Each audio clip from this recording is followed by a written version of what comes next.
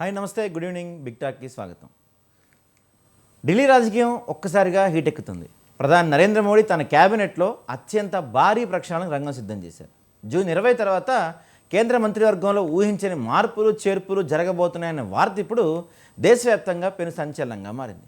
ఇది సాధారణ మార్పు కాదు, ఏకంగా 60% మంది మంత్రులు శాఖలు మారబోతున్నాయట. పనితీరు సరిగ్గా లేని పలువురు సీనియర్లకు ఉద్వాసన పలకటమే కాదు, రాబోయే 29 సార్వత్రిక ఎన్నికల లక్ష్యంగా మోడీ తన సరికొత్త టీం సిద్ధం చేసుకుంటున్నారట. అయితే ఈ భారీ ప్రక్షాళనలో అందరి దృష్టి తెలుగు రాష్ట్రాలపైనే ఉంది. ముఖ్యంగా ఏపీకు కేంద్ర క్యాబినెట్లో ఊహించిన ప్రాధాన్యం దక్కబోతోంది. ఏపీ నుంచి ముగ్గురికి పదవులు దక్కే అవకాశం కనిపిస్తుంది. ఇప్పటికే రామ్మోహన్ నాయుడు, పెమ్మసాని చంద్రశేఖర్లకు తోడుగా టీడీపీ నుంచి మరో నేతకు, జనసేన నుంచి తొలిసారిగా బాలశౌరికి చోటు దక్కే అవకాశం ఉందని జోరుగా నడుస్తుంది. అయితే ఇప్పుడు బీజేపీ మహిళా కోటాలో పురంధేశ్వరి, ఇటు తెలంగాణ నుంచి ఈటెల పేర్లు కూడా ప్రముఖంగా వినిపిస్తున్నాయంట. మరి క్యాబినెట్ పునర్వ్యవస్థీకరణ వెనుక ఉన్న అసలు పొలిటికల్ ఈక్వేషన్స్ ఏంటి? తెలుగు రాష్ట్రాలకు దక్కబోయే ఈ ప్రాధాన్యం ఇరు రాష్ట్రాల రాజకీయ సమీకరణ ఎలా మార్చబోతుంది? ఈ అంశంపై ఈరోజు మనం బిగ్ టాక్లో చర్చిద్దాం. రైట్, సో ఈ అంశం గురించి మనతో మాట్లాడటానికి బీజేపీ ఎక్స్ఎమ్మెల్యే మిట్టా పార్థసారథి గారు ఉన్నారు. నమస్తే పార్థసారథి గారు. నమస్కారం అండి. సో అంటే ఇప్పుడు ఈ మధ్య కాలంలో చూసుకుంటే మన జరిగిన 5 రాష్ట్రాల ఎన్నికల్లో బీజేపీ బాగానే పర్ఫామ్ చేసింది. ఎప్పటి నుంచో కళ్ళ కంటున్న బీజేపీని గెలుచుకుంది.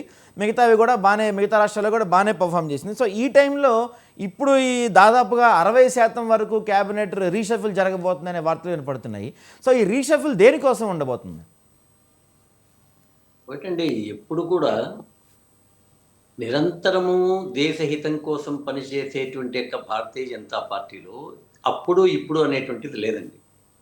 నిరంతరం దానికి సంబంధించినటువంటి యొక్క చర్చలకు సంబంధించి ఒక ప్రత్యేకమైనటువంటి టీం ఉంటుంది. ప్రతి ఒక్కరి యొక్క పర్ఫార్మెన్స్ ఎలా ఉంది, ఆ పర్ఫార్మెన్స్కి సంబంధించి మనం ఏమన్నా ఇంప్రూవ్ చేయడానికి ఏదన్నా ఉందా అనేటువంటి యొక్క సలహాలు వాళ్ళు ఇస్తూ ఉంటారు. ఇలా ఏ ఏ ప్రాంతాలకు సంబంధించినటువంటి ప్రాతినిధ్యం ఇవ్వడానికి ఏ ఏ అవకాశాలు ఉన్నాయి, దాని ద్వారా పార్టీ యొక్క బలం మరియు దేశానికి సంబంధించినటువంటి యొక్క బలాన్ని ఏ విధంగా పెంచుకోవాలనేటువంటి విషయంలో ఇది నిరంతర ప్రక్రియ.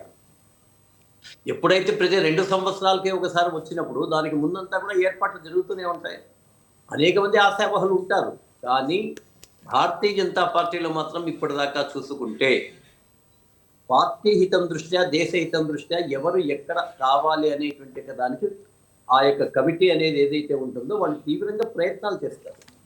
ఈరోజు కూడా అదే ప్రయత్నాలే ఖచ్చితంగా జరుగుతూ ఉంటాయి. దీంట్లో నాకు తెలిసినంత వరకు ఆ యొక్క ముఖ్యమైనటువంటి యొక్క నాయకులు, వాళ్ళ యొక్క అంచనాలు, వాళ్ళకి వచ్చేటటువంటి యొక్క రిపోర్ట్స్ వీటి మీదనే ఆధారపడుతుంది తప్ప ఇక్కడ ఎవరో వచ్చేసి మిగతా పార్టీల్లో మొదలు వచ్చేసి పైరవీలు చేస్తేనో లేకపోతే డబ్బులు ఇస్తేనో ఇట్లాంటివి ఇక్కడ భారతీయ జనతా పార్టీలో జరగవు. దేశహితం కోసం కొన్ని సందర్భాల్లో ఇప్పుడు ఫర్ ఎగ్జాంపుల్ నేను చెప్పాలంటే మన యొక్క నిర్మలా సీతారామన్ గారు ఆంధ్రప్రదేశ్ నుంచి ఇచ్చారు. ఇక్కడ ఉన్నటువంటి ఏ నాయకుడు కానీ ఎందుకు ఇచ్చారు అని మాట్లాడగలరు. వారికి తెలుసు భారతీయ జనతా పార్టీ తీసుకునే నిర్ణయం ఒక మంచి సముచిత నిర్ణయం ఉంటుంది అనేటువంటి ఒక పద్ధతిలోనే ఉన్నారు. కాబట్టి ఆమెని మనం ప్రాక్టికల్గా చూసాం. అంతకుముందు నిర్మలా సీతారామన్ గారు పెద్దగా పరిచయం లేదు, కానీ ఏదో విశ్వాసంతోనే ఇచ్చారన్నారు. ఆమె ప్రూవ్ చేసుకుంది. ఈ రోజు దాదాపుగా 12 సంవత్సరాల పైగా ఉండేటువంటి ఈ యొక్క పరిపాలనలో ఆమె యొక్క పాత్ర కూడా చాలా ప్రముఖంగా ఉంది. దేశం యొక్క డెవలప్మెంట్ యొక్క పాత్రలో కూడా ఆమె పాత్ర చాలా ప్రముఖంగా ఉంది. ఇప్పుడు అజిత్ దోవల్ గారికి ఏ విధంగా మిగతా యొక్క దీనికి సంబంధించి ఇచ్చారో అట్లే రాజ్యసభల విషయంలో కూడా సమర్థవంతంగా పరిపాలన చేసుకునేటువంటి వాళ్ళకి, సమర్థవంతంగా దేశహితం కోసం ప్రయత్నం చేసేటువంటి వాళ్ళ కోసం, ప్రాంతాల మధ్య సమతుల్యత సాధించడం కోసం, అలాగే కులాలకు మధ్య ఉండేటువంటి సమతుల్యతను సాధించడానికి అన్ని ప్రయత్నాలు జరుగుతాయి. అందుకే మీరు భారతీయ జనతా పార్టీలో చూస్తే మ్యాక్సిమం ఎస్సీలు భారతీయ జనతా పార్టీలో ఉన్నారు. ఎమ్మెల్యేస్ కానీ, ఎంపీస్ కానీ, రాజ్యసభ సభ్యులు కానీ. అలాగే ఉండేటువంటి ఆదివాసీలకు సంబంధించి కూడా ఉన్నారు. సో ఆదివాసీ గారికి రాష్ట్రపతి పాలన ఇచ్చిన ద్రౌపది ముర్ము గారికి ఎవరు ఊహించలేరు.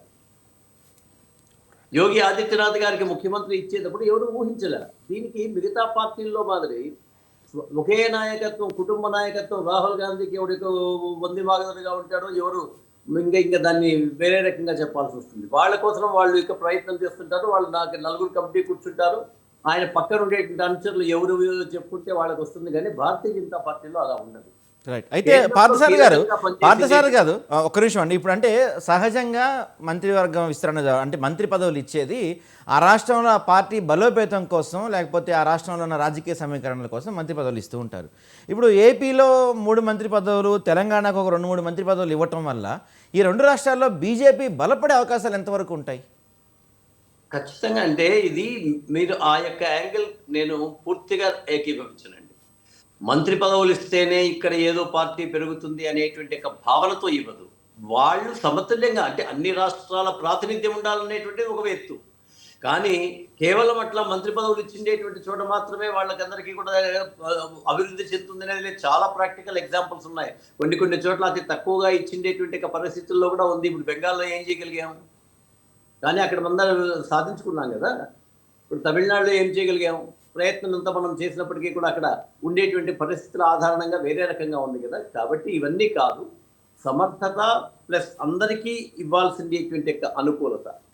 ఈ అనుకూలత అనేటువంటిది ఎలా ఉంటుందంటే పార్టీల పరంగా మనం ఎవరింత మందిని తీసుకోవడం అనేటువంటిది కాదు, ప్రాంతాల వారీగా ఉంటుంది. పార్టీ కన్నా కూడా ముఖ్యంగా వాళ్ళు మంత్రివర్గంలో ఏ స్థాయిలో పనిచేసి పార్టీ యొక్క గౌరవం కానీ, పార్టీ యొక్క అభివృద్ధి కానీ, దేశ యొక్క హితం కోసం అతనికి ఉన్న సమర్థత ఏంటి, ఆ సమర్థతని ఎట్లా ఉపయోగించుకోవాలి. మ్యాక్సిమం యువకులకు కూడా అనేక మందికి అవకాశం ఇవ్వాలి, రాబోయే తరానికి అవకాశం ఇవ్వాలి, ఎస్సీ ఎస్టీలకు అవకాశం ఇవ్వాలి, బీసీలకు అవకాశం ఇవ్వాలి, ఆదివాసీలకు అవకాశం ఇవ్వాలి, అనేక ప్రాంతాల నుంచి వచ్చేటువంటి వాళ్ళకి అవకాశం ఇవ్వాలనేటువంటి ప్రయత్నం జరుగుతూ ఉంటుంది. రైట్. అయితే ఇప్పుడు అంటే తెలంగాణ నుంచి ప్రధానంగా ఈసారి మంత్రివర్గంలో ఈటెల రాజేందర్ పేరు ప్రధానంగా వినిపిస్తుంది. అంటే బండి సంజయ్కి సంబంధించి మొన్న జరిగిన వాళ్ళ కుమారుడి విషయం ఏమన్నా బండి సంజయ్కి ఎఫెక్ట్ చూపించింది అనుకోవచ్చా మనం? ఏముండదండి. ఇప్పుడు బండి సంజయ్ గారి విషయంలో ఒక కుట్ర జరిగింది అనేటువంటిది యావత్ ప్రపంచానికి కూడా తెలుసు. దాంట్లో ఏం క్లియర్గా ఉంది. ఒకవేళ కొడుకు సంబంధించి అట్లాంటి దాంట్లో అమాయకంగా కానీ, లేకపోతే రాజకీయ కుట్రపరంగా కానీ ఏదైనా జరిగినంత మాత్రాన బండి సంజయ్ గారి యొక్క పెర్ఫార్మెన్స్ దానికి ఎట్లా చేస్తారండి? బండి సంజయ్ గారు ఏ స్థాయిలో భారతీయ జనతా పార్టీ కోసం పనిచేశారు, ఏ విధంగా అభివృద్ధి చేశారు, ఏ విధంగా పోరాడారు అనేటువంటి విషయం అందరికీ తెలుసు. దానికి సంబంధించి ఎలాంటి యొక్క ఆలోచన ఉండదు. బండి సంజయ్ గారు ఏదైనా పొరపాటు చేస్తే డెఫినెట్గా పార్టీ ఆలోచిస్తుంది. బండి సంజయ్ గారు ఇక్కడ చేయలేదు కదా. ఇక్కడ ఉండేటువంటి దాంట్లో దాన్ని కేవలం వీళ్ళు రాజకీయం కోసం ప్రచారానికి ఉపయోగించుకుంటున్నారు తప్ప ఇంకేటి లేదు. ఈటెల రాజేంద్ర గారికి అవకాశం ఉండవచ్చు, ఇక్కడ పురంధరేశ్వరి గారు యాక్చువల్గా అయితే 10 సంవత్సరాలు వారు అప్పట్లో మంత్రిగా ఉండి కూడా ఒక్క అవినీతి ఆరోపణ కూడా లేకుండా చాలా సమర్థవంతంగా ఒక మంచి నాయకురాలు అనిపించుకున్నటువంటి పురంధరేశ్వరి గారికి రావడంలో కూడా మనం ఆశ్చర్యపడాల్సినటువంటి అవసరం లేదు.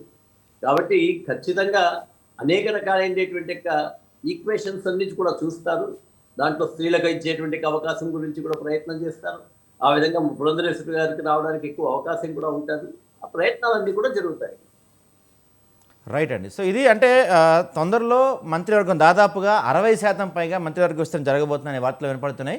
ఈసారి మంత్రివర్గ విస్తరణలో తెలుగు రాష్ట్రాలకి భారీగా ప్రాముఖ్యత ఉండే అవకాశం ఉందని స్పష్టంగా తెలుస్తున్నాయి మనకి విశ్వసనీయ సమాచారం. పార్థసారథి గారు, అంటే దీంతో పాటుగా ఇప్పుడు మొన్న 5 రాష్ట్రాల ఎన్నికల్లో కానీ, అంతకుముందు జరిగిన ఎన్నికల్లో కానీ ఎవరైతే కొందరు సీనియర్లు ఉన్నారో, మంత్రివర్గంలో సీనియర్లు ఉన్నారో, వాళ్ళ వల్ల పార్టీకి ఎటువంటి ఉపయోగం జరగలేదు అనుకున్న వాళ్ళని తొలగించే అవకాశాలు ఎంతవరకు ఉండొచ్చండి?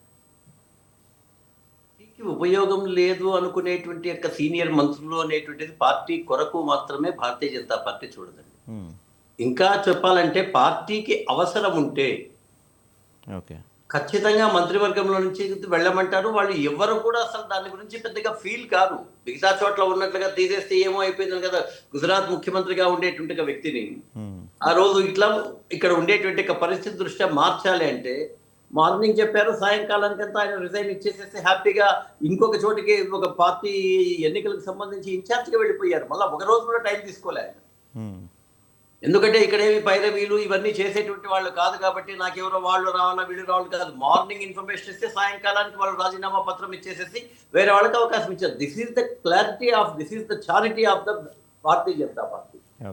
ఇక్కడ మిగతా మంత్రులు ఇప్పుడు ఇంకా కూడా చెప్తారండి. నేను ఎమ్మెల్యేగా ఉన్నప్పుడు సురేష్ ప్రభు గారు మంత్రి, వారు శివసేన నుంచి వచ్చిన్నా కూడా అప్పుడు కలిసి ఉండేటువంటి వాళ్ళం కదా.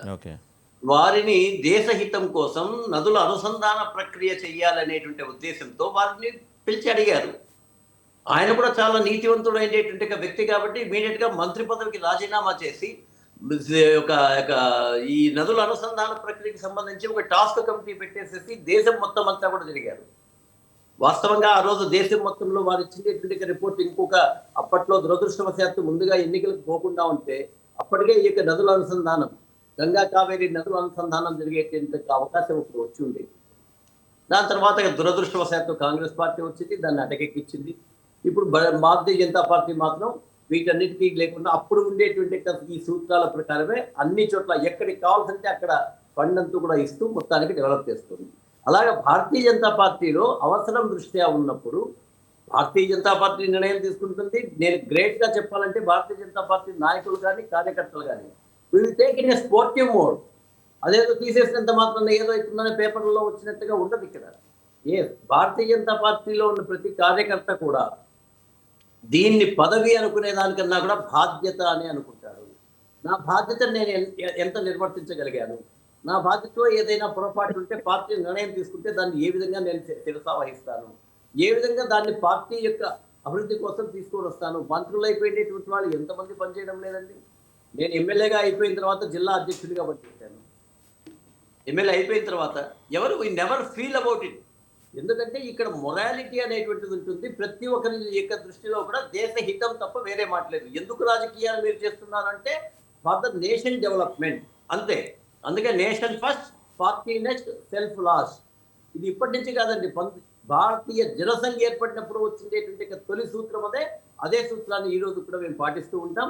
కాబట్టి మా దగ్గర ఎలాంటి యొక్క ఆలోచనలు కానీ ఎవరో పార్టీలు వీళ్ళని తీసేస్తే ఏమవుతుంది అనేటువంటి ఆలోచన ఉండదు. మేము చాలా ప్రశాంతంగా ఈ కార్యక్రమాన్ని మొత్తం అంతా జరిపించుకుంటాం. రైట్ అండి, రైట్. దీంతో పాటు మనతో పాటు మన్నెం కోటేశ్వరరావు గారు ఉన్నారు. నమస్తే అండి కోటేశ్వరరావు గారు.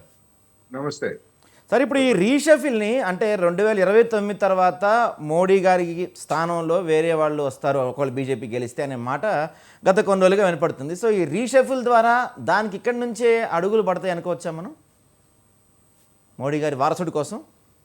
అసలు రీషఫిల్ ఎందుకు చేస్తున్నారు అనేటువంటిది ముందు దేశ ప్రజలకి చెప్పాలి అనేది నా అభిప్రాయం. 2 సంవత్సరాల తర్వాత ఎందుకు రీషఫిల్ చేస్తున్నారు? ఓకే.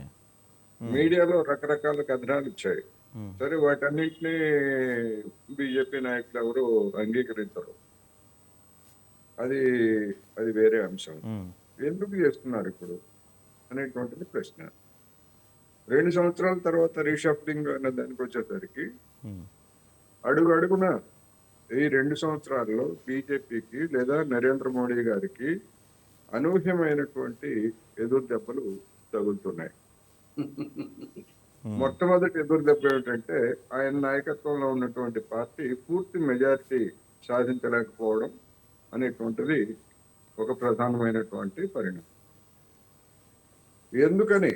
మరి గతంలో ఉన్నటువంటి మెజారిటీ కంటే మేము 400 సీట్లకు పైగా తెచ్చుకుంటామని చెప్పినటువంటి వాడు ఎందుకని మైనార్టీ అంటే చంద్రబాబు నాయుడు లేకపోతే నితీష్ కుమార్ పార్టీల మద్దతు లేకపోతే ప్రభుత్వాన్ని ఏర్పాటు చేయలేనటువంటి పరిస్థితికి ఎందుకు వచ్చారు అనేటువంటి దానికి వచ్చేసరికి ఇప్పటి వరకు బీజేపీ కార్యకర్తలకు కానీ లేకపోతే దేశ ప్రజలకు కానీ సరైనటువంటి వివరణ కానీ లేకపోతే మరొకటి కానీ ఇచ్చారా అంటే ఇవ్వలేదు. అందుకని ఇప్పుడు ఎందుకు మళ్ళా చేస్తున్నారు అంటే నా అభిప్రాయం ప్రకారం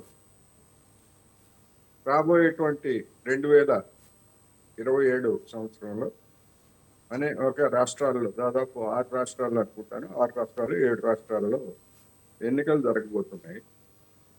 అవి ముఖ్యమైనటువంటి బీజేపీకి కూడా ముఖ్యమైనటువంటివి. ఎందుకంటే పంజాబ్ అనేటువంటిది ఒకటి, లేదా అది అధికారంలో ఉన్నటువంటి రాష్ట్రాలు, ఇవన్నీ కూడా ముఖ్యమైనటువంటివి. అదేవిధంగా తెలంగాణలో ఆ మరుసటి ఏడాదే మళ్ళా ఎన్నికలు కూడా జరిగేటువంటి అవకాశం ఉంది. అందుకని ఏదో రీషఫ్లింగ్ పేరుతోటి లేకపోతే మరి మంత్రుల శాఖలు మార్చడం అంటే ఏమిటి, దాని అర్థం ఏంటి? వాళ్ళు అసమర్థంగా వ్యవహరించారని అనుకోవాలి, లేదా కొంతమంది మంత్రుల్ని తొలగించి కొంతమందిని మన పార్థసారథి గారు పార్టీ కోసం అని చెప్పేసి చెప్తున్నారు. మరి ఆ పార్టీ కోసం చేసేటువంటి వాళ్ళు ముందు నుంచే ఉండొచ్చు కదా. మధ్యలో ఇప్పుడు మంత్రి పదవులు పోగొట్టుకొని పార్టీ కోసం వాళ్ళు చేసేది ఏమిటి అనేటువంటిది ఒకటైతే, ఇప్పటి వరకు పార్టీకి చేసినటువంటి వాళ్ళు మరి వాళ్ళ సేవలు ఇంకా పార్టీకి అవసరం లేదా, మంత్రి పదవులకు కావాలా, ఇలాంటి అనేకమైనటువంటి ప్రశ్నలు సమాధానం లేనటువంటివి ఉన్నాయి. అందుకని ఆ పార్టీలో ఉన్నటువంటి అంతర్గత సంక్షోభం కావచ్చు, లేకపోతే యాస్పిరేషన్స్ మంత్రి పదవి ఈసారి రాకపోతే ఇక మరొకసారి అవకాశం వచ్చే అవకాశం లేదు, అందుకని మాకు మంత్రి పదవులు ఇస్తారా లేదా, ఇటువంటి సిచ్యువేషన్ ని గతంలో మనం కాంగ్రెస్ లో చూసాము, లేదా ఇప్పుడు కొన్ని రాష్ట్రాల్లో కాంగ్రెస్ లో అదే విధమైనటువంటి పరిస్థితి ఉన్నది. అందుకని అధికార రుచి మరిగినటువంటి బీజేపీ నాయకులు కూడా అదే విధమైనటువంటి పరిస్థితిలో ఉన్నారు. అందుకనే వాళ్ళని సంతృప్తి పరచడం ఒకటైతే, రెండవది జనానికి ఏదో మేము మేకఓవర్ చేశాము, సమర్థులను మళ్ళీ తీసుకొచ్చాము అని చెప్పుకోవడానికి ఒక ప్రచారాస్త్రంగాను ఎన్నికలు జరిగేటువంటి రాష్ట్రాలకి అదనంగా మంత్రి పదవులు ఇచ్చి, చూడండి మీ రాష్ట్రాలకి మేము ఎన్ని మంత్రి పదవులు ఇచ్చాము, అందుకని మళ్ళా మమ్మల్ని ఎన్నుకోండి అనేటువంటి, అది ఉత్తరప్రదేశ్ కావచ్చు, లేకపోతే ఇటువంటి అన్ని కూడా రాబోయే రోజుల్లో ముఖ్యమైనటువంటి పరిణామాలు జరగబోతున్నాయి. అందుకని దానిలో భాగంగా తప్ప మంత్రుల శాఖలు మార్చినంత మాత్రానో, లేదా కొత్త వారిని పెట్టుకున్నంత మాత్రానో మేక్ ఇన్ ఇండియా ప్రోగ్రామ్ కానీ, మేడ్ ఇన్ ఇండియా ప్రోగ్రామ్ కానీ, లేకపోతే మన ఎగుమతులు కానీ, దేశ ఆర్థిక వ్యవస్థ కానీ, వీటన్నిటినీ బాగు చేసేటువంటి అవకాశం అయితే లేదు. అది ముఖ్యం. ఇప్పుడు ఈ ఒక పశ్చిమాసియా మనకి బీజేపీ నాయకులు చెప్తారు, అదే మనకేం సంబంధం లేదండి, అది ఎక్కడో జరుగుతూ ఉంది, ఇరాన్ లో జరుగుతూ ఉంది, మనకేం సంబంధం లేదు అని చెప్పి తొలి రోజుల్లో ఆ విధమైన తప్పుకునేవాళ్ళు. అటువంటిది మరి ఆ చిన్న ఎక్కడో జరిగినటువంటిది ఇవాళ దేశంలో ఎన్ని సమస్యలకి, లేకపోతే ఎంత ఆర్థిక పరమైనటువంటి ఒడిదుడుకులకి లోనవుతుందో మనం చూస్తున్నాం. అందుకని వీటన్నిటిని చూసినప్పుడు రెండోది యువకులకి ప్రాధాన్యత ఇస్తారు అని చెప్పేసి కూడా ఒక వాదన వినిపిస్తా ఉంది. ఇప్పుడు బీజేపీలో అంటే కేంద్ర మంత్రివర్గంలో సగటు వయసు 58 సంవత్సరాలు. 58 సంవత్సరాలు. 40 ఏళ్ల లోపు అంటే 31, 41 మధ్య ఉన్నటువంటి వాళ్ళు కేవలం ఇద్దరు మాత్రమే ఉన్నారు. మరి 58 సంవత్సరాలు సగటు వయసు అంటే వృద్ధులు, వాళ్ళ లెక్క ప్రకారం 75 దాటినటువంటి వాళ్ళందరినీ కూడా స్వచ్ఛందంగా తొలగించుకోవాలని వాళ్ళే నిర్ణయించుకున్నారు. మళ్ళా ఏం చెప్తారు, లేదు అదేమి నిబంధన ఏమీ కాదు అని చెప్పేసి మళ్ళీ వాళ్ళే చెప్తారు. ఎవరి కోసం? నరేంద్ర మోడీ గారి కోసం. అందుకని ఒక విధంగా చెప్పాలంటే యాస్పిరెంట్స్ మధ్యలో ఉన్నటువంటి ఆకాంక్షలు, ఆశలు, లేకపోతే ఇప్పుడు రాకపోతే మాకు మళ్ళా వస్తుందో రాదో అనేటువంటి ఒక ఆతృత, ఇవన్నీ కూడా దీని వెనకాల ఉన్నాయని అయితే నా అభిప్రాయం. రైట్ అండి, రైట్. సో ఇది అయితే రైట్ మాట్లాడదాం సార్. ఒక నిమిషం సార్. మనతో పాటు కాంగ్రెస్ ప్రధాన కార్యదర్శి కత్తి వెంకటస్వామి గారు ఉన్నారు. సార్ నమస్తే సార్. సార్ అయితే ఇప్పుడు ఈ క్యాబినెట్ రీషఫల్ అంటే మోడీ గారి గవర్నమెంట్లో జరుగుతున్న కొంత ఫెయిల్యూర్స్ని వీటన్నిటిని పక్కదో పట్టిస్తానికే ఈ రీషఫుల్ జరుగుతుంది అనేది కూడా ఒక వాదన వినిపిస్తుంది. ఏమంటారు మీరు? ముందుగా ప్యానెల్లో ఉన్న పెద్దలు కోటేశ్వర గారికి, మాజీ ఎమ్మెల్యే గారు పార్సార్థి గారికి, మీకు వీక్షకులందరికీ కూడా నమస్కారం. నమస్కారం అండి. ఒక రకంగా చెప్పాలంటే అది వాళ్ళ పార్టీ ఇంటర్నల్ అంశం, దాన్ని మనం క్వశ్చన్ చేయడానికి లేదు. కానీ దేశం యొక్క సమగ్రత, దేశం యొక్క అభివృద్ధి, దేశం యొక్క సంక్షేమం, ఈ దృష్ట్యా మాత్రమే మీరు పెట్టిన చర్చలో ఆ విషయం మాట్లాడాల్సినటువంటి తప్పనిసరి పరిస్థితుల్లో నేను మాట్లాడుతాను. విషయం ఏంటంటే సారథి గారు ఇందాక చెప్పినారు ఒక సీక్వెన్స్, నేషన్ ఫస్ట్ అని ఒక సీక్వెన్స్ చెప్పారు కదా. ఇవాళ భారతీయ జనతా పార్టీ పరిస్థితి ఏంటంటే, సరే దాని అనుబంధ సంఘమో లేకపోతే దాని సపోర్టింగ్ సంఘమైన సంఘ్ ఆర్ఎస్ఎస్ కూడా ఇవాళ ఏం నోరు మెదపలేని పరిస్థితి ఏంటంటే, Modi first, Adani Ambani next, nation last. ఇది ఉన్నటువంటి పరిస్థితి. కాబట్టి మోడీ గారి కోసమే, మోడీని దేవుడని మన బండి సంజయ్ అయితే మోడీ అయితే దేవుడే అని, రాముడు ఎక్కడ పోయిందో అర్థం. కాకపోతే ఈ దేశం దేవుణ్ణి కూడా ప్రశ్నించే తత్వం ఉన్నటువంటి ఈ దేశం, ఈ సమాజం. దేవుణ్ణి ప్రార్థిస్తాం, బట్ అవసరమైతే దేవుణ్ణి ప్రశ్నిస్తాం. మన దగ్గరే ఒక పాట ఉంటుంది, రా దిగిరా దివి నుంచి భూమికి దిగిరా రామహరి అని ఒక పాట విన్నాను నేను గతం. లేదంటే యవనది బస్సుని పులుపుతున్నావు రామచంద్ర రా అని రామదాస్ పాడిన పాట కూడా విన్నాము. అంటే అడిగినటువంటి, అంటే దేవుణ్ణి కూడా ప్రశ్నించేది, కానీ మోడీని ప్రశ్నించడానికి లేదు. రాముని ప్రశ్నించవచ్చు కానీ మోడీని ప్రశ్నిస్తే వాడు దేశద్రోహి అవుతాడు. భారతీయ జనతా పార్టీ వ్యవహార శైలిని క్వశ్చన్ చేస్తే వాడు దేశద్రోహి అని ముద్రేస్తారు.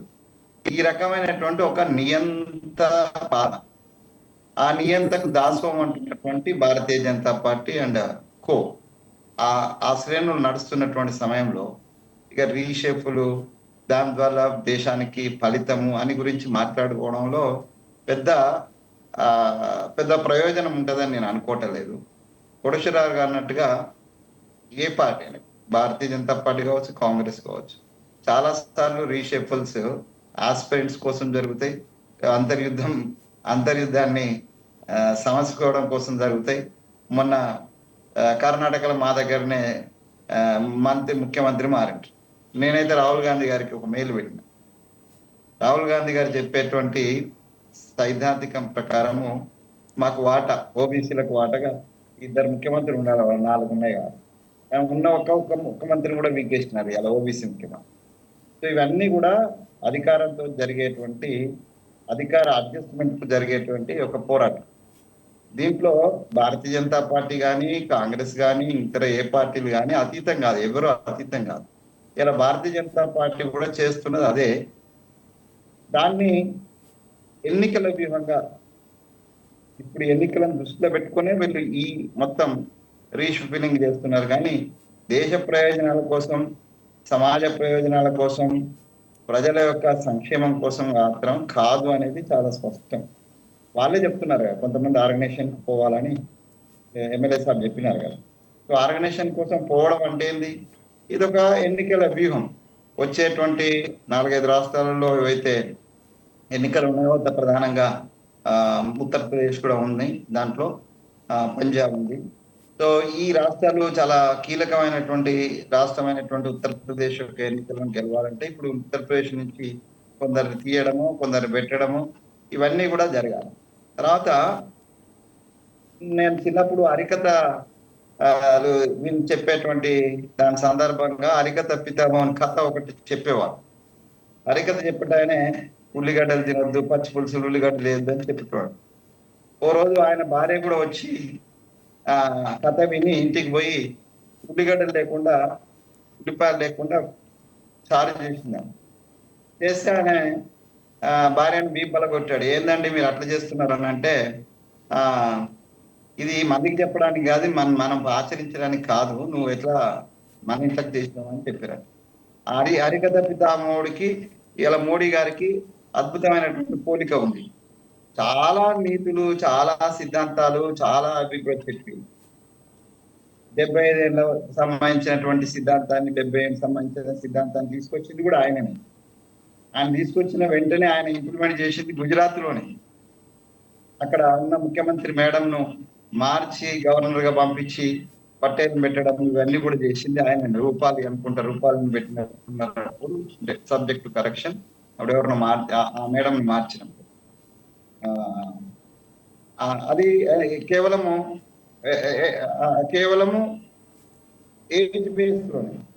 ఏజ్ బేస్ లోనే అద్వానీ గారిని పక్కన పెట్టినారు. ఏజ్ బేస్ లోనే మంచి లీడర్స్ ఏదే చాలా సీనియర్ లీడర్ అయినటువంటి అద్వానీతో సహా అనేక మందిని, మురళీ మనోహర్ గారిని అందరినీ కూడా పెట్టి, ఇప్పుడు మన విషయానికి వచ్చినప్పుడు అదేం వర్తించదు. అంటే హరికథ పితామహుడు చెప్పినట్టుగానే మోడీ గారు కథలు చెప్తాడు, ప్రజలకు చాలా వినిపిస్తాడు, కానీ తనకు వచ్చే మనకి బాత్ చెప్తాడు.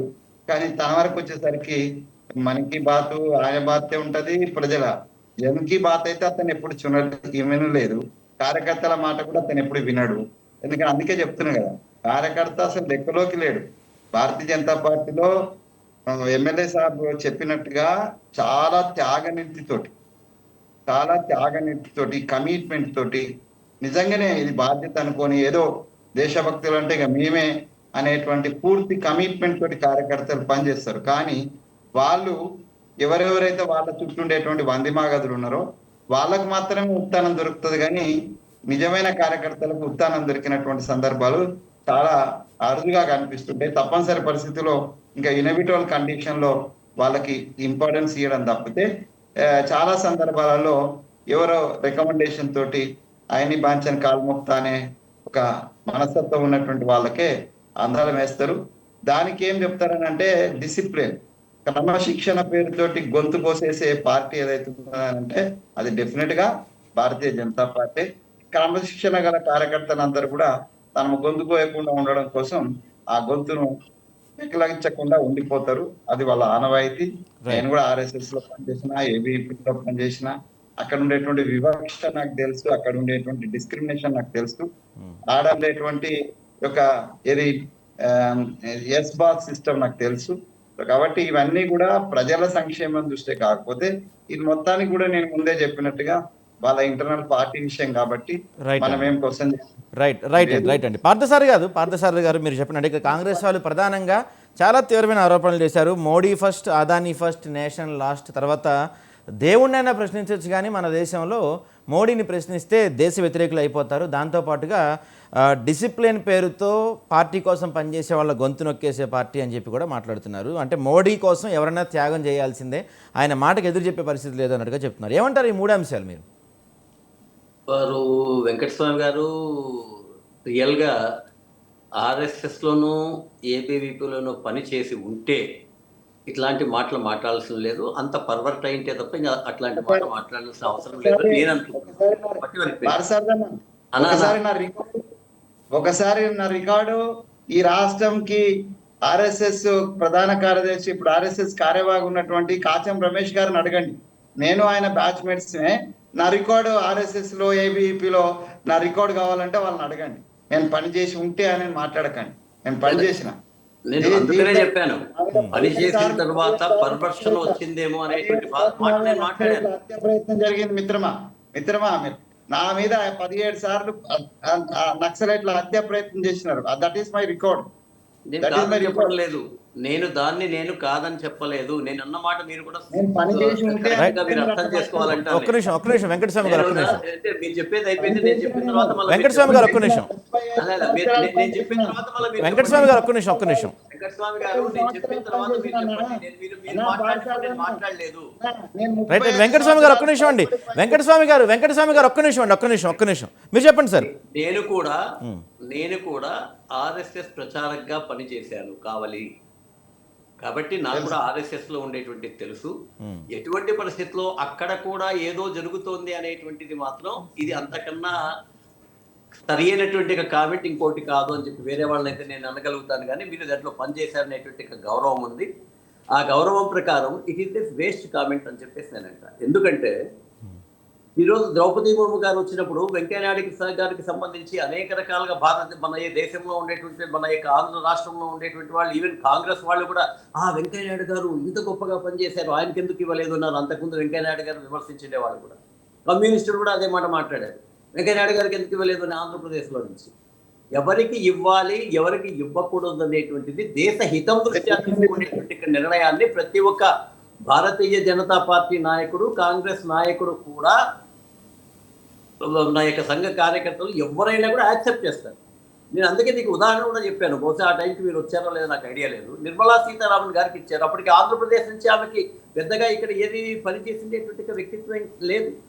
కానీ ఇచ్చిండేటువంటి ఎకరాల్లో చర్చ జరిగింది ఆ రోజు. నిర్మలా సీతారామన్ గారు ఎవరు అని అడిగిండేటువంటి వాళ్ళు కూడా కార్యకర్తల్లో చాలా మంది ఉన్నారు, ఆమెకి ఎలా వచ్చింది అని. బట్ అందరూ కలిసి తీసుకున్నది ఏమంటే సమాజ హితం కోసం, పార్టీ యొక్క హితం కోసం ఒక మంచి వ్యక్తులను తీసుకొని వచ్చి ఉంటారనే ఒకే నిర్ణయంతో ఎక్కడైనా ఒక అబ్జెక్షన్ కానీ ఒక యొక్క పేపర్ స్టేట్మెంట్ కానీ మనకు వ్యతిరేకంగా వచ్చిందా? This is the quality of the Bharatiya Janata party. ఆ క్వాలిటీ ఉంది కాబట్టే ఈ రోజు భారతదేశంలో ఇప్పుడు షఫల్ చేస్తున్నారని చెప్పేటువంటి దాన్ని కూడా కోటేశ్వరరావు గారు షఫల్ చేస్తున్నారనుకుంటే అంటే ఇప్పుడు ఎవరికైనా ట్రాన్స్ఫర్ చేస్తే అక్కడ పనికి మాలిన వాడనే కాదు కదా. రాజకీయ అవసరాల దృష్ట్యా, పార్టీ అవసరాల దృష్ట్యా కొంతమందిని తీసుకుంటారు, దేశంలో ఉండేటువంటి పరిపాలన దృష్ట్యా కొంతమందిని తీసుకుంటారు. ఇప్పుడు ఇల్లే ఎట్లా ఉంటుందంటే మన పరుచూరి బ్రదర్స్ వీళ్ళందరూ వారసులు అనుకుంటారు. ఎవరికన్నా ఇవ్వలేదనుకోండి, యువతను మీరు ప్రోత్సహించలేదు, ముసలి వాళ్ళనే పెట్టినారు అంటారు. వాళ్ళని తీసేశారనుకోండి, సమర్థతలో ఉండేటువంటి వాళ్ళని తీసేశారు, ఎవరి కోసమో వీళ్ళు చేశారంటారు. ఇంకా అవసరమైతే ఏమంటారు, బానిసలుగా ఉండేటువంటి వాళ్ళు మోడీ గారికి బానిసలుగా ఉండి ఎవరున్నారండి బానిసలుగా? మీరు ఒకసారి మీరు ఏబీవీపీలో కూడా ఉన్నారని చెప్పేసి అంటున్నారు. సంస్థాగతంగా జరిగినప్పుడు వాజ్పేయి గారిని కూడా మొత్తం అంతా ఏ విషయాల్లో ఉంటే ఆ విషయాల్లో ప్రశ్నించేటువంటి మనస్తత్వం భారతీయ జనతా పార్టీ కార్యకర్తలది, నాయకులది. దానికి కూడా ప్రశ్నించినంత మాత్రాన వాజ్పేయి గారు మిగతా కార్యకర్తలని ఉండి దండించడా, నరేంద్ర మోడీ గారు కూడా కార్యకర్తల్ని దండించడా. ఏమైనా సరే చర్చ జరుగుతుంది. ఆ చర్చకు సంబంధించి వాడి వాదనలు వస్తాయి. ఎవరికి తోచిందే వాదన వాళ్ళు చెప్తారు. కానీ వాదన ఏది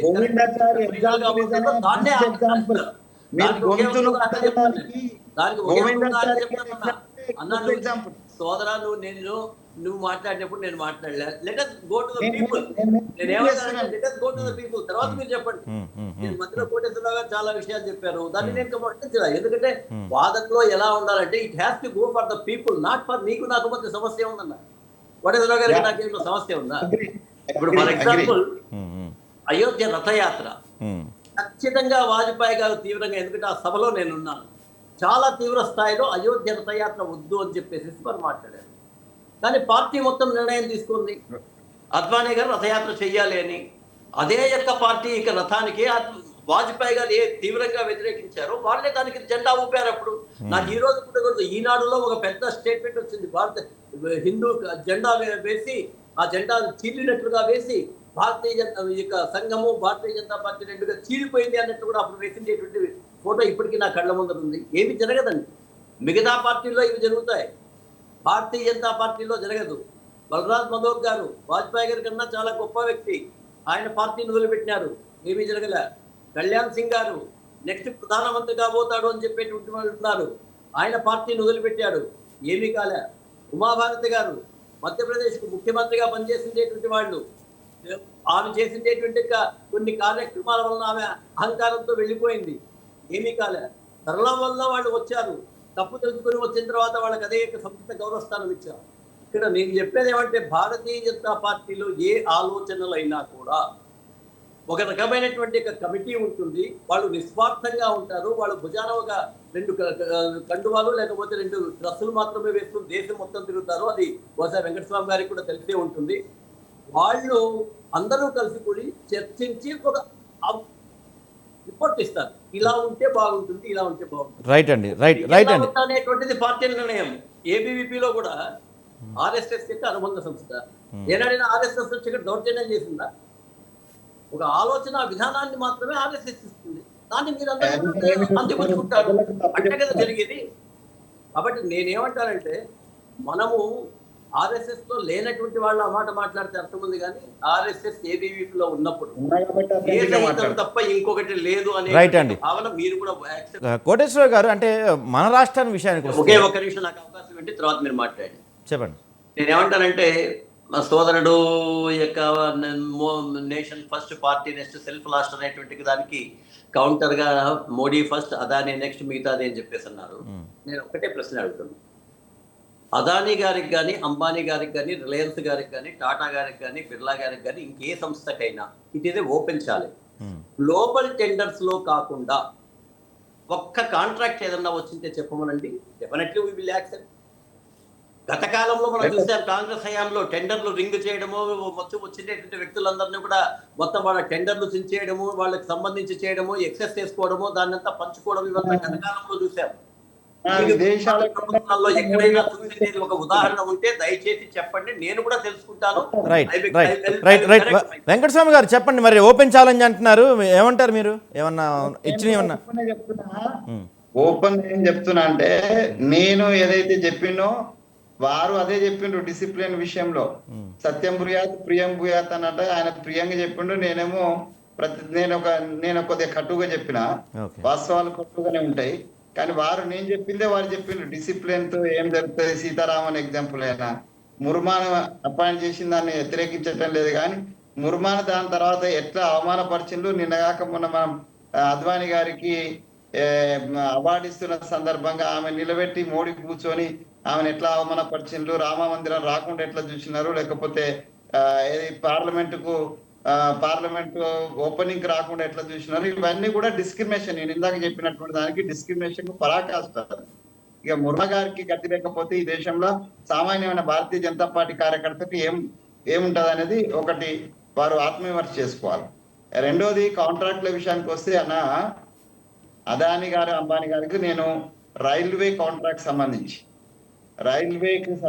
రైల్వే యొక్క ప్రైవేటైజేషన్ సంబంధించి రోహ్తక్ నుంచి నేను మీరు వస్తే ఈ టీవీ వాళ్ళు వస్తే నేను చూపెడతా.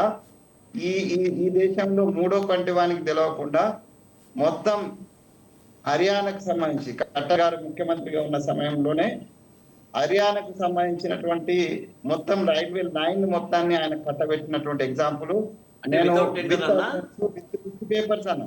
With papers it is between the Rajasthan నుంచి ఏది గుర్గావ్ మీదకి వెళ్ళి ఢిల్లీ వచ్చేటువంటి రూట్ మొత్తాన్ని కట్టబెట్టినటువంటిది. నేను అడుగుతున్నది ఏంటంటే వితౌట్ టెండర్ అంటున్నా.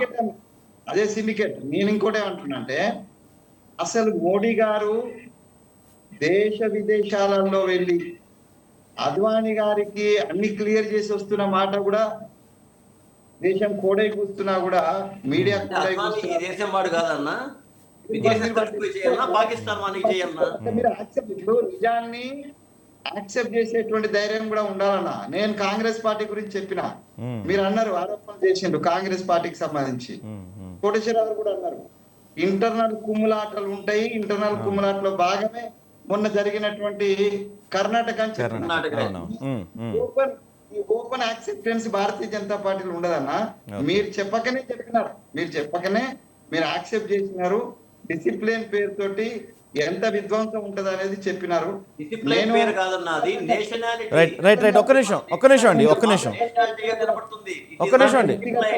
విమర్శకు నేను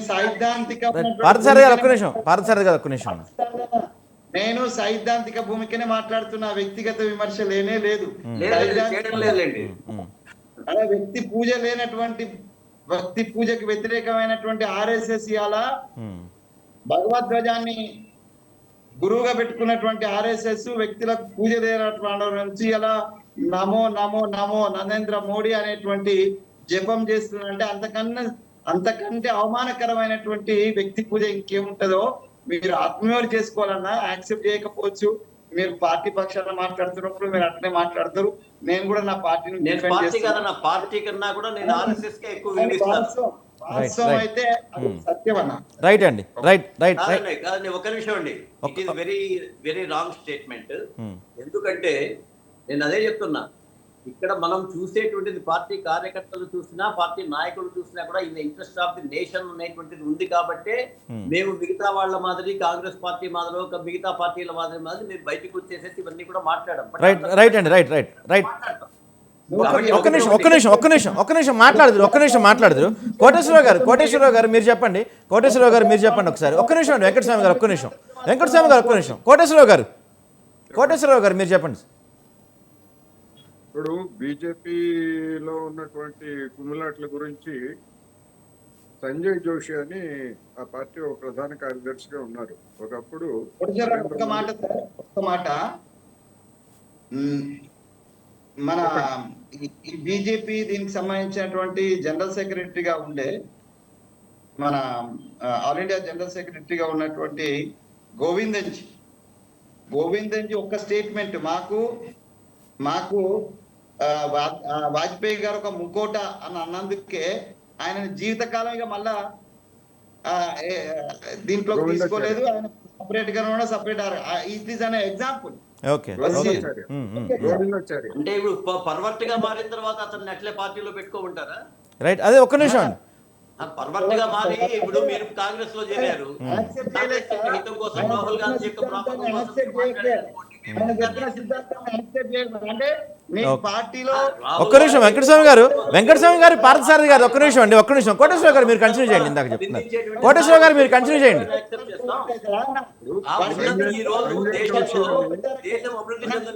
ఒక్క నిమిషం వెంకటస్వామి గారు ఒక్క నిమిషం అండి. పార్థసారథి గారు ఒక్క నిమిషం.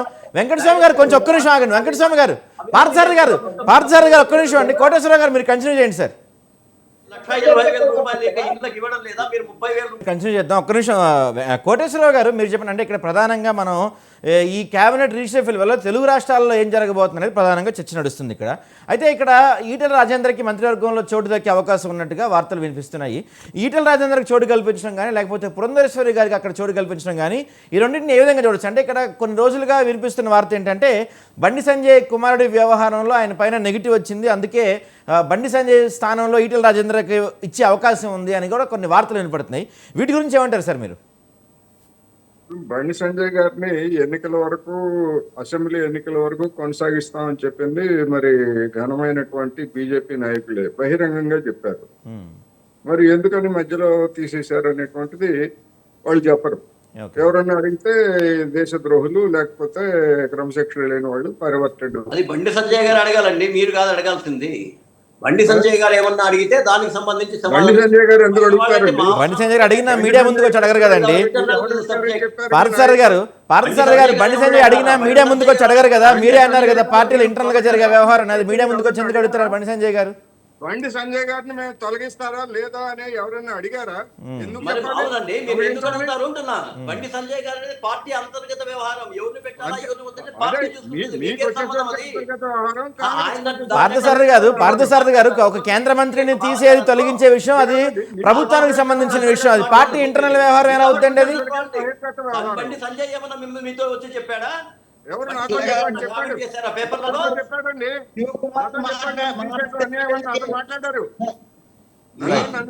పార్థసారథి గారు కరెక్ట్. కోటేశ్వర గారు మీరు కంటిన్యూ చేయండి. ఇప్పుడు బండి సంజయ్ గారు ఎందుకు తీసేశారంటే ఆయన ఏమన్నా అడిగాడా? రామ్ మాధవ్ గారు మొన్న ఏం మాట్లాడాడు? అవును, ట్రంప్ చెప్పినందుకు మేము ఇరాన్ నుంచి ఆయిల్ కొనుగోలు చేయడం ఆపేశాము, రష్యా నుంచి ఆయిల్ కొనుగోలు చేయడం ఆపేశామని చెప్పేసి రామ్మోహన్ చెప్తారు.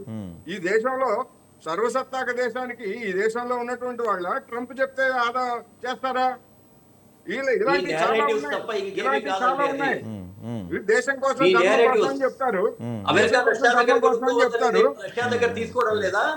అది ఇక్కడ పాయింట్ కాదు మనకి. ఒక్క నిమిషం పార్థసారథి గారు అది మనకి పాయింట్ కాదు. ఒక్క నిమిషం అండి కోటేశ్వరరావు గారు.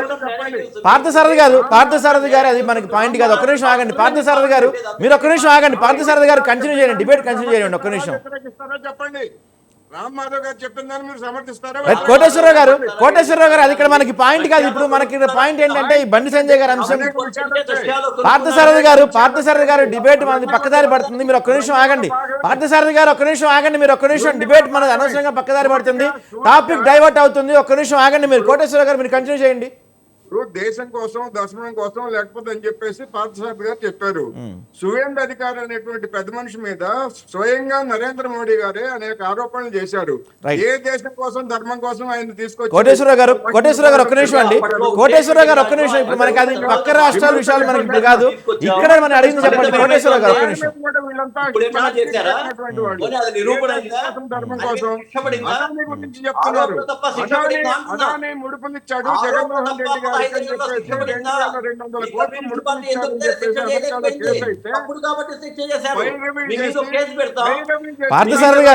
పార్థసారథి గారు మీరు డిబేట్ లో ఇలా కంటిన్యూస్ గా మాట్లాడుతూ ఉంటే వేరే వాళ్ళు మాట వినపడాలి కదా. పార్థసారథి గారు ఒక్క నిమిషం అండి, మీరు కొంచెం ఒక్క నిమిషం ఆగండి. వేరే వాళ్ళని కూడా మాట్లాడినండి, కొంచెం ఒక్క నిమిషం ఆగండి. మీరు చెప్పండి సార్. బీజేపీలో ఆర్ఎస్ఎస్ లో సంజయ్ జోషి అని ఒక పెద్ద మనిషి ఉన్నాడు. ఆ పెద్ద మనిషిని ఏ విధంగా తొలగించారో వెంకటస్వామి గారికి తెలుసు, లేకపోతే పార్థసారథి గారికి తెలుసు. రైట్. ఇక్కడ సార్ ఒక్క నిమిషం కోటేశ్వరరావు గారు డైరెక్ట్ గా మన రాష్ట్రానికి సంబంధించిన టాపిక్ వద్దాం. బండి సంజయ్ గారి అంశం ఇంకా పురంధేశ్వర గారి అంశం గురించి మాట్లాడదాం మనం. వాటి గురించి చెప్పండి సార్. ఎవరైతే ఉందండి, బండి సంజయ్ గారు అయితే ఉంది, పురంధరేశ్వర గారు అయితే ఉంది, లేకపోతే ఈటల రాజేందర్ గారు, నాకు ఎవరైనా ఒకటే. ఇప్పుడు వాళ్ళు పొడిచింది ఏమిటి, వచ్చే వాళ్ళు పొడిచేది ఏమిటి? ఇది నా ప్రశ్న. ఇప్పుడు ఇప్పుడు ఇప్పుడు పొడిచింది ఏమీ లేదు. ఇప్పుడు అదే వరకు ఏం పొడిచింది పొడిచినారు, లేదు. ఏం పొడిచలేదు, కమ్యూనిస్టులు ఏం పొడిచినారు, కమ్యూనిస్టులు ఏం చేస్తారు, దాని మీద డిబేట్ పెడదాం, మాట్లాడదాం, ఏమి ఇబ్బంది లేదు. పెట్టండి, కమ్యూనిస్టులతో ఖచ్చితంగా మాట్లాడండి. మాట్లాడండి. ఇక్కడ ఎవరు కమ్యూనిజం కమ్యూనిస్టులు లేరు. ఆలోచనతో ఇక్కడ ప్రపంచం అంతా ఎట్లా ఇక్కడ నాశనం ఎవరు అయిందో కూడా చెప్తాం. కమ్యూనిస్టులు లేరు. ఆ, ఇక్కడ ఎవరు 30 కమ్యూనిస్టులు సంవత్సరాల లేరు. పాటు పశ్చిమ బెంగాల్ ఏ విధంగా ఇక్కడ ఎవరు 14 కమ్యూనిస్టులు లేరు. 4వ స్థానం నుంచి ఈ రోజు 24వ స్థానానికి ఎట్లా తెచ్చింది లేరు. మాట్లాడండి, మాట్లాడదాం. కమ్యూనిస్టులు ఉంటే మీరు మాట్లాడండి, వాళ్ళు మీకు తగినటువంటి సమాధానం చెప్తారు, ఎట్లా చెప్పాలో అట్లా చెప్తారు. రైట్. ఇక్కడ ఎవరు కమ్యూనిస్టులు లేరు. Okay. తప్పుదారి పట్టిస్తారు ఎందుకు? సూటిగా సమాధానం చెప్పండి.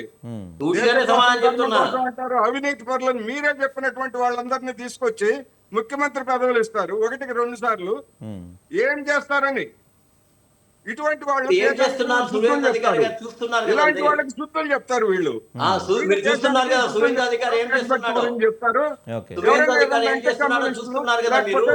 అర్బన్ నక్సలైట్స్ ఆయన మీద కేసు ప్రూవ్ అయిందా? చూస్తాడు. ఆయన ఇక్కడ మీద ఎవరు కేసు ప్రూవ్ చూసుకోవడానికి అయిందా సిద్ధంగా అనే లేరు. సమాధానం చెప్పానండి. మన సంగతి అందరికీ తెలుసు. రైట్. ఆయన మీద కేసు ప్రూవ్ అయిందా అనే సమాధానం చెప్పండి. రేవంత్ రెడ్డి మీద కేసు ఉంది. బీజేపీలో ఉన్నటువంటి వాళ్ళ భక్తులు అందరికీ తెలుసు. రేవంత్ రెడ్డి మీద కేసు ఉంది. సుబ్రహ్మణ్య స్వామి గారు చెప్తాడు. ఎట్లా మీరు సపోర్ట్ చేస్తున్నారు? సుబ్రహ్మణ్య స్వామి గారు చెప్తారు ఎవరి బతికేంటో. మరి ఆయన మీద కేసు ప్రూవ్ కూడా అంతే. ఆ పార్టీలోనే ఆయన ఉన్నాడు ప్రూవ్ అయిన తర్వాత తీసుకుంటే మనం మాట్లాడదాం. ఓకే, అంటే ప్రూవ్ అయితేనే ప్రూవ్ అయినవన్నీ మీరు మాట్లాడతారా పాల్సారి గారు? ఆయన ఆరోపణ పూర్తి అయిన తర్వాత సంక్షోభం వచ్చింది. ఆ సంక్షోభాన్ని సర్దుకోలేక ఎదుటి వాళ్ళ మీద దబాయించి నోరు మూయిస్తామంటే ఇక్కడ ఎవరు నోరు మూసేవాళ్ళు ఎవరు లేరు. మీరెవరు నోరు మూయకండి సార్. అందరూ ఉద్యమాల నుంచి వచ్చినటువంటి వాళ్ళమే. నోరు మూయమని చెప్పండి. Right. మీరు అసలు విషయాలు చెప్పండి, అబద్ధాలు వాస్తవాలు చెప్పొద్దు. చెప్పండి, అబద్ధాలు అవాస్తవాలు చెప్పొద్దు. చెప్పండి. సువేంద్ర అధికారి మీద బీజేపీ నరేంద్ర మోడీ గారు ఆరోపణలు చేశారా లేదా? నేను ఒకటి అడుగుతున్నా, ముఖ్యమంత్రి పదవి ఇచ్చారు. సువేందు అధికారి హిమంత మీద బిశ్వ శర్మ మీరు మీద చెప్పారు కదా, ఆరోపణలు చేశారా లేదా?